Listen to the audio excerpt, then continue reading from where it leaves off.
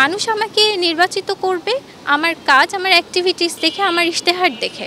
আমি বা আমার মতো মেয়েরা সামনে গিয়ে না আসি তাহলে হয়তো বা আগামী ৬৩ বছরেও মেয়েরা এই জায়গায় অংশগ্রহণ করবে না। ৬৩ বছরের ইতিহাসে আমি প্রথম নারী ভিপি প্রার্থী, এটা আমার মনে হয় যে এটা আমাদের ক্যাম্পাসের জন্য একটা না পাওয়া বা একটা হতাশাজনক বিষয়। এটা আসলে হাইপে ওঠার কিছু বিষয় না, এটা আসলে সত্যি বলতে লজ্জার একটা বিষয় যে একটা বিশ্ববিদ্যালয়ে ৬৩ বছরে, যদিও ৩৫ বছর পর আকসু নির্বাচন হচ্ছে, কিন্তু নারী প্রার্থী ভিপি প্রার্থী হিসেবে আমি একা এখনও পর্যন্ত। আমি সত্যি বলতে চাই যে এখনও আমাদের মনোনয়ন উত্তোলনের যেহেতু সময় আছে, আরও নারীরা অংশগ্রহণ করুক। আমি এই ক্যাম্পাসে বসে আমাদের হল সংসদগুলোর জন্য যখন আমরা প্রার্থী খুঁজি, তখন ঘন্টার পর ঘন্টা বসে মেয়েদেরকে জাস্ট বুঝিয়েছি যে তোমার এই ক্ষেত্রে দক্ষতা আছে, তুমি অ্যাটলিস্ট হল থেকে হলেও তোমার ডিবেট সেক্রেটারি অথবা কালচারাল সেক্রেটারি, স্পোর্টস সেক্রেটারি হিসেবে প্রতিদ্বন্দ্বিতা করো।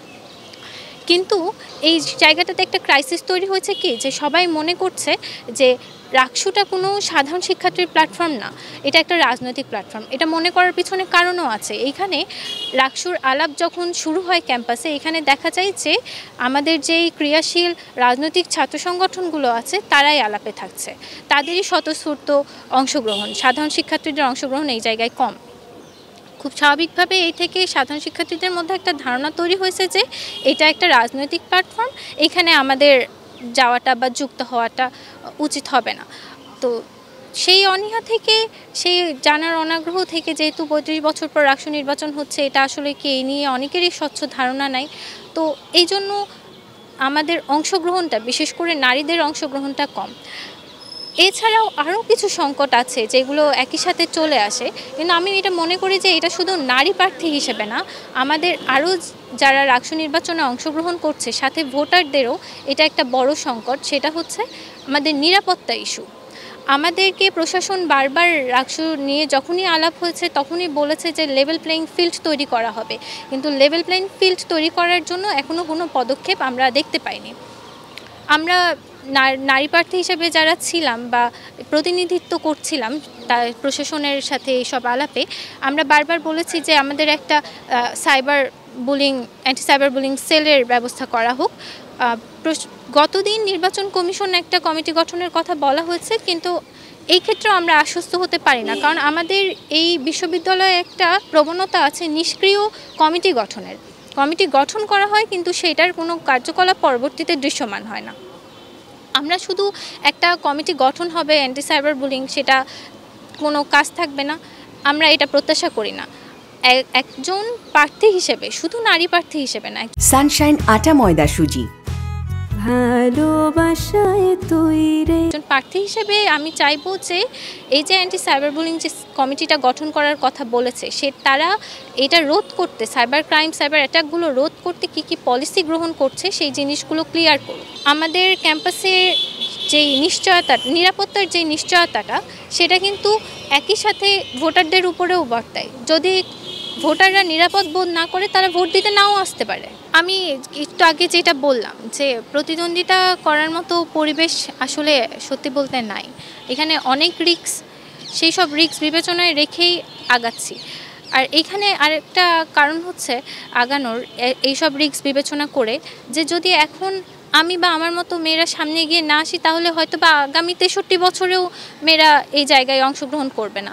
একটা আমাদের মানে মাইন্ডে একটা এরকম চিন্তাভাবনা তৈরি হয়ে যেতে পারে সাবকনসিয়াস মাইন্ডে, যে আসলে মেয়েরা এইখানে করে না, প্রতিদ্বন্দ্বিতা করে না বা অংশগ্রহণ করে না।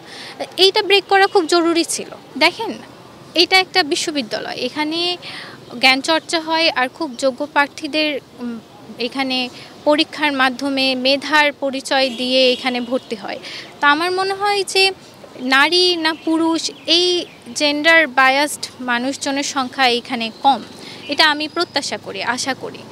এখন মানুষ আমাকে নির্বাচিত করবে আমার কাজ, আমার অ্যাক্টিভিটিস দেখে, আমার ইশতেহার দেখে। আমি চাইও না যে কেউ এই পাবলিক সেন্টিমেন্ট যে একজন নারী দাঁড়াইছে এই জন্য তাকে ভোট দিয়ে নির্বাচিত করা হোক, বা একজন নারী দাঁড়াইছে তার দ্বারা কাজ হবে না এইটা ভেবে কেউ ভোট না দিক। আমি চাই যে একজন প্রার্থী হিসেবে অন্য চারজন প্রার্থীর আমরা যেই দিকগুলো বিবেচনা করে তাকে নির্বাচিত করব, আমাকেও যেন সেই ক্রাইটেরিয়ার মধ্যে রেখে বিবেচনা করা হয়। আমার পূর্ণাঙ্গ ইশতেহার নিয়ে আমি খুব দ্রুতই আসবো, সেটা প্রকাশ করব। কিন্তু আমি যদি জিস্টটা বলে যাই তাহলে সেটা হচ্ছে যে আমার মনে হয় যে এই ক্যাম্পাস, এই বিশ্ববিদ্যালয় সবার আগে একটা শিক্ষাক্ষেত্র, একটা শিক্ষা প্রতিষ্ঠান। আমার কাজ হবে এখানে শিক্ষার উপযুক্ত পরিবেশ তৈরি করার জন্য যা যা করা যায়।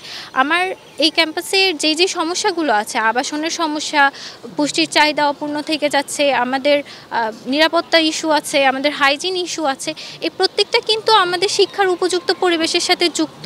তো আমি যদি শিক্ষার পরিবেশের উপরে কাজ করি, আলটিমেটলি এই সবগুলো জায়গা কিন্তু নিজ জায়গায় ঠিক হবে বলে আমি আশা করি। তো আমি সেই পলিসি মেকিংয়ের জায়গাগুলোতে কাজ করার চেষ্টা করব, সেইখানে কিছু আইডিয়া দেওয়ার চেষ্টা করব। প্রায় ৩৫ বছর পর রাকসু নির্বাচন, এই প্ল্যাটফর্মটা আবার সচল হচ্ছে, এটা আমাদের জন্য খুবই আশার একটা বিষয়। আমার এখানে সবচেয়ে বড় প্রাপ্তি হবে যদি এই ধারাটা বজায় থাকে, যেন আমরা প্রত্যেক বছরে একাডেমিক ক্যালেন্ডারে একটা নির্দিষ্ট ডেট থাকে, সেই ডেটে আমরা ছাত্র সংসদ নির্বাচনটা দেখতে পাই। এটা রাকসু নিয়ে আমার প্রত্যাশা। রাকসুর মাধ্যমে আমাদের উত্তরবঙ্গ থেকে সেরা নেতৃত্ব তৈরি হবে, যারা যে আগামীর রাজনীতিতে অংশগ্রহণ করবে, বা শুধু রাজনীতি না, দেশের বিভিন্ন উন্নয়নশীল কর্মকাণ্ডে নিজেদের অবদান রাখবে বলে আমি আশা করি।